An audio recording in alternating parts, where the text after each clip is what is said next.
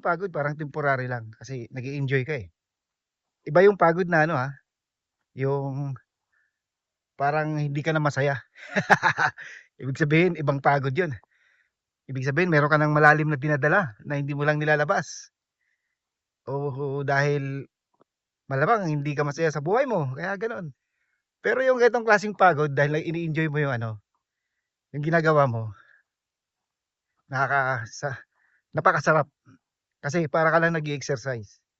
Kunyari kumbaga ikaw ngayong time na 'to naggi-gym ka ngayon, nagbubuhat ka ng mga mabibigat na bakal. Ako naman ito, naglilinis, nagbubuhat ng mga kahoy, nagtataga, nagpuputol.